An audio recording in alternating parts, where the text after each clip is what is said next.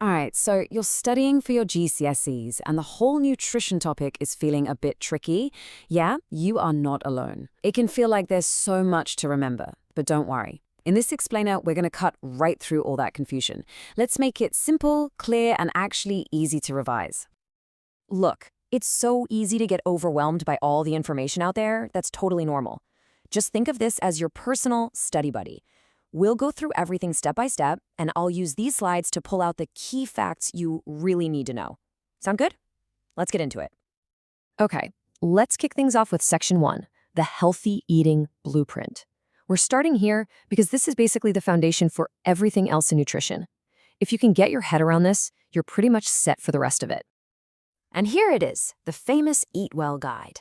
This is the UK's official picture of what a healthy diet looks like.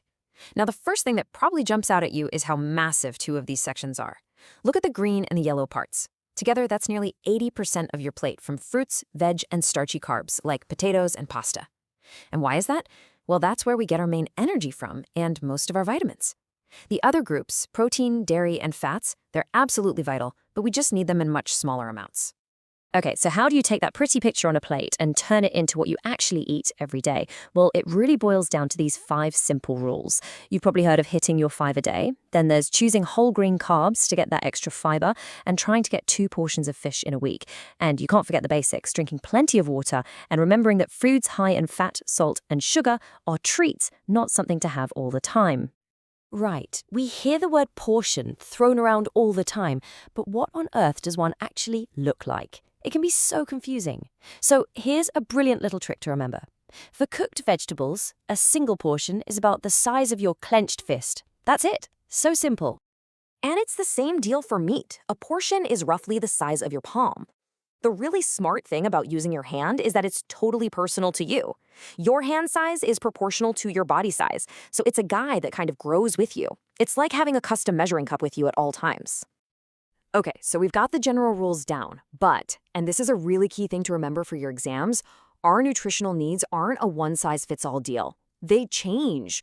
What's right for a little kid is going to be different from what a teenager needs or an older person. So let's look at how our needs evolve as we go through life. This table right here is a perfect summary of that. So take a look at that first row, protein. We need it for growth and repair. So of course, it's extra important for children and teens who are growing like crazy. It just makes sense, right? Now look down at calcium and vitamin D. Super important for kids building strong bones, but also for older people to help keep theirs healthy. And check this out, iron. It becomes really crucial for teenage girls and women.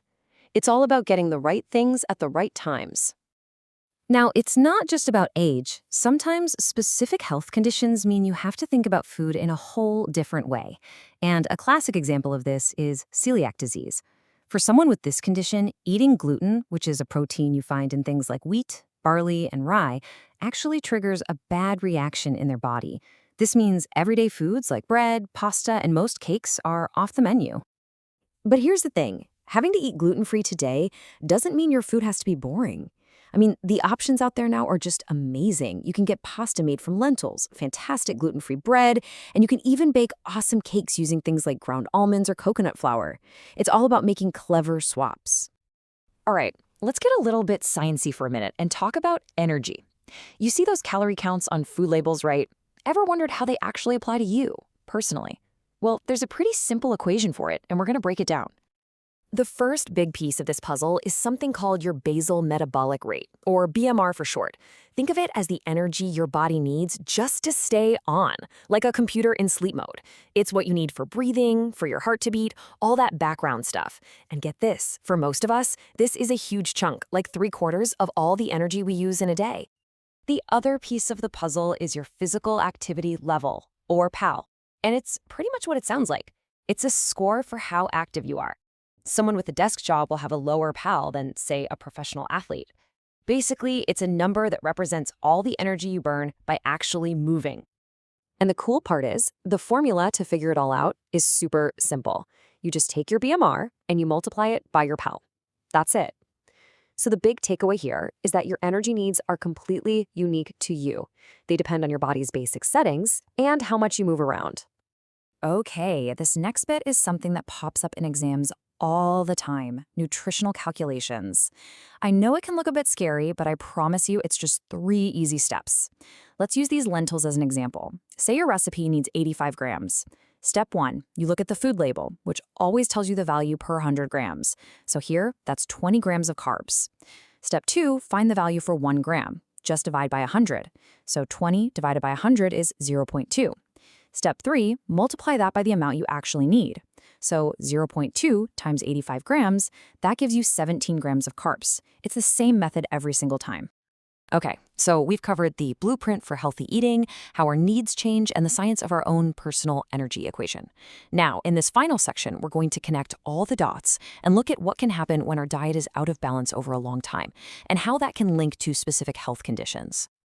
So let's start with obesity. For your exam, you'll need to know the definition. It's a condition where someone has an excess amount of body fat that could negatively affect their health.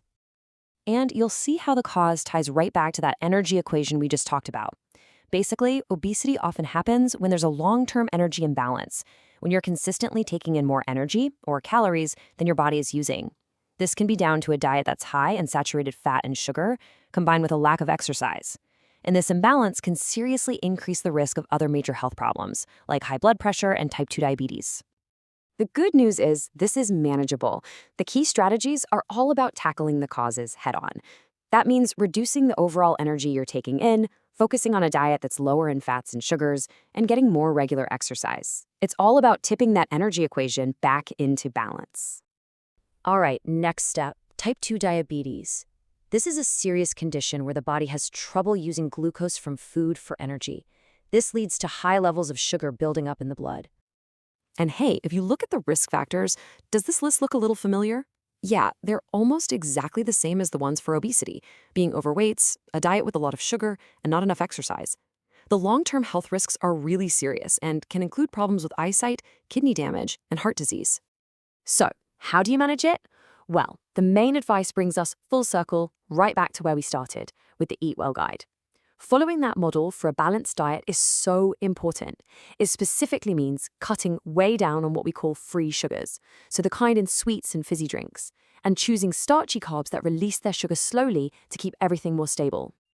And there you have it. We've gone from the big picture of a balanced diet all the way down to the personal formula for your own energy needs. You know, the reason this stuff is on your curriculum isn't just to pass an exam. It's knowledge you can actually use for your whole life. So I'm going to leave you with a little question to think about. Based on everything we've just covered, what's one small, healthy change you could make starting today? Thanks so much for joining me, and seriously, good luck with all your revision.